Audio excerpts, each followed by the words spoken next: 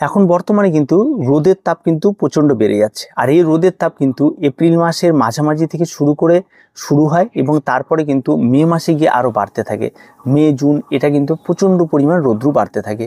আর এই সময় কিন্তু ইনডোর প্ল্যান্টগুলিকে কিন্তু রক্ষা করতে হবে আপনাদের রোদের হাত থেকে।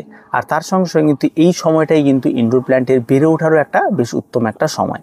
তো এই সময় আমাদের বাগানীদের যে কাজগুলি করতে হবে সে সমস্ত বিষয় নিয়ে আজকে ছোট্ট একটা ভিডিও। আর খুব ভালো করে বিষয়গুলিকে জানবেন এবং এই সমস্ত কাজগুলি করবেন। সবার প্রথমে যে বিষয়টি কথা বলি, যদি আপনার ছাদ বাগানটি খোলা আকাশের নিচে হয়ে থাকে বা ছাদে হয়ে থাকে, যে ইনডোর প্ল্যান্ট আপনি করে থাকেন, তাহলে সবার প্রথমে আমি বলি যে ইনডোর প্ল্যান্টটি এমন জায়গায় করতে হলে একটা শেডের ব্যবস্থা করতে হয়। তাহলে অবশ্যই আপনি সেখানে শেড দিন। আর যাদের শেড নেই তারা অবশ্যই 50% গ্রিন নেট নিয়ে এসে সেখানে একটা শেডের ব্যবস্থা করে গাছগুলিকে, যাদের রোদটা কম লাগে সেই ব্যবস্থাটা করে দিন, তাহলে গাছগুলি ভালো থাকবে। এবার আসি গাছের খাবার। এই সময় সে গাছটা যেহেতু প্রচুর পরিমাণে বাড়বে, তার জন্য কিন্তু গাছে এই সময় খাবারের প্রয়োজন হবে।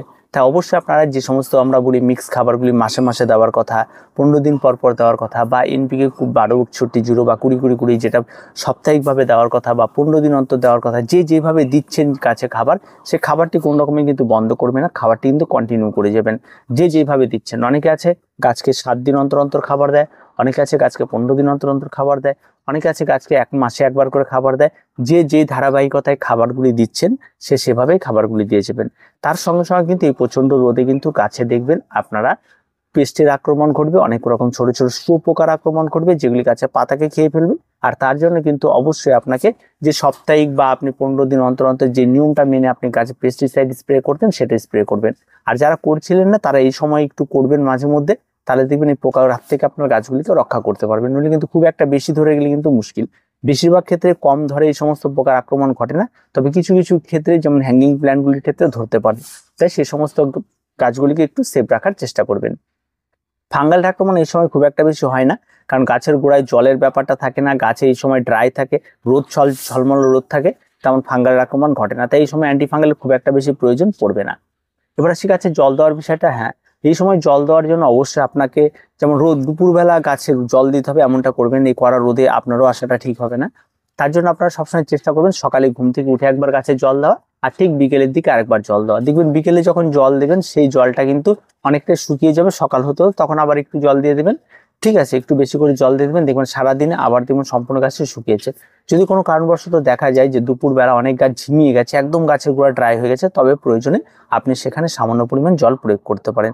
আবার অনেকে রয়েছে কড়া রোদে গাছে জল দেওয়াটা গাছের মৃত্যু পর্যন্ত করতে হবে, তেমনটা কোনো কিছু নয়, তেমন কোনো রকম কোনো অসুবিধা হবে না, আপনি জল প্রয়োগ করতে পারেন।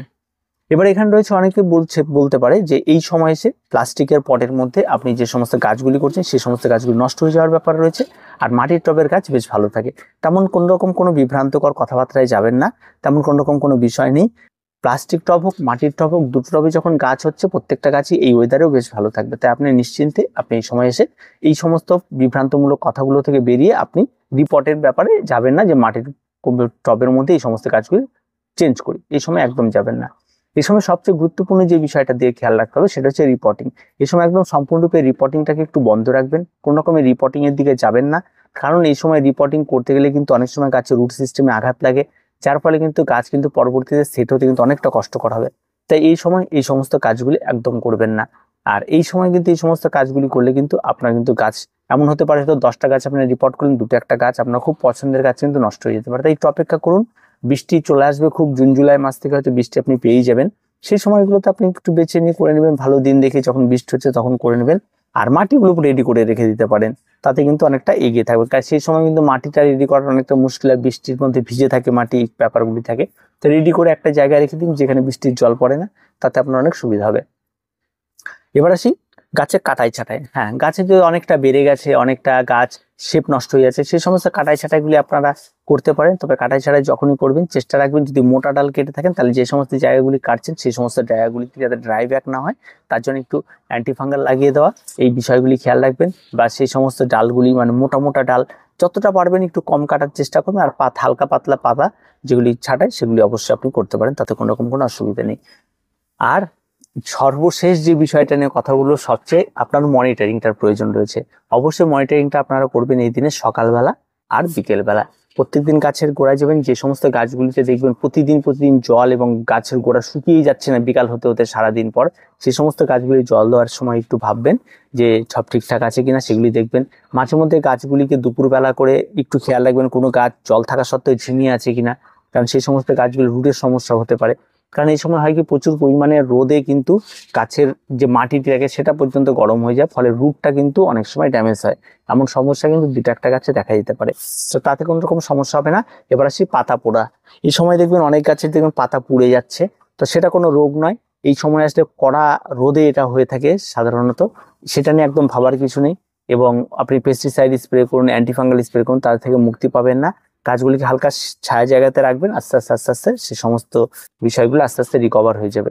তো এই বিষয়গুলি থাকে, আর তেমন কোনো কঠিন কিছু থাকে না।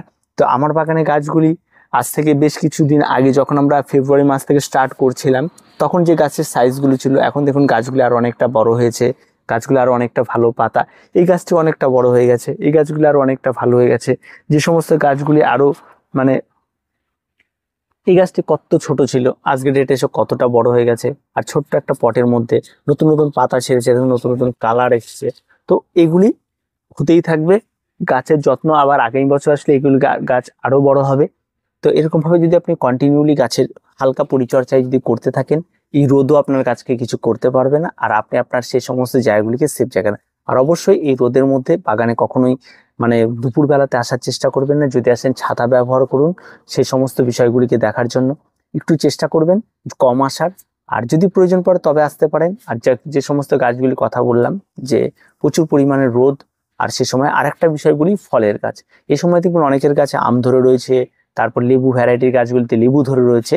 এই সমস্ত গাছগুলিতে কিন্তু কোনো রকম শেড আনার চেষ্টা করবেন বা শেড দেওয়ার চেষ্টা করবেন। প্রয়োজন পড়লে এই সমস্ত গাছগুলিতে জল দেওয়ার চেষ্টা করবেন। গাছগুলিতে পর্যাপ্ত যাতে জল থাকে সেই বিষয়টার দিকে ধ্যান দেবেন, তাহলে এই গাছ বেশ ভালো থাকবে। আর এমন এক কাজ কখনোই করবেন না যে গাছের গোড়া একেবারে শুকিয়ে গেছে, গাছ একদম ঝিমিয়ে গেছে, অথচ আপনি জল দেননি। তাহলে কিন্তু গাছের যদি একবার যদি গাছের কোষগুলি নষ্ট হয়ে যায়, তাহলে কিন্তু তাকে জল দেওয়া রিকভার করতে পারবেন না। তাই সে জলের বিষয়টা খুব একটা ধ্যান দিতে হবে, আপনাকে খুব যত্নের সঙ্গে এই বিষয়গুলিকে হ্যান্ডেল করতে হবে। তাহলেই কিন্তু আপনি বাগান কিন্তু একদম সেফ থাকবে, খুব ভালো থাকবে। এই রোদও কিন্তু আপনার বাগানে কিন্তু কোনো ক্ষতি করতে পারবে না। আর এই সময়টা কিন্তু গাছের বেড়ে ওঠার জন্য একটা উত্তম সময়। সব দিকে বিচার বিবেচনা করলে ইনডোর প্ল্যান্টের জন্য এই সময়টা যতটা খারাপের দিক, তার চেয়েও কিন্তু অনেকটা বেশি ভালো দিক, সেটা হচ্ছে গাছের গ্রোথের দিক। তো আজকে এই পর্যন্ত, দেখা হচ্ছে পরবর্তী ভিডিওতে। প্রত্যেকে ভালো থাকবেন, প্রত্যেকে সুস্থ থাকবেন, আর চ্যানেলটিকে অবশ্যই সাবস্ক্রাইব করে রাখবেন।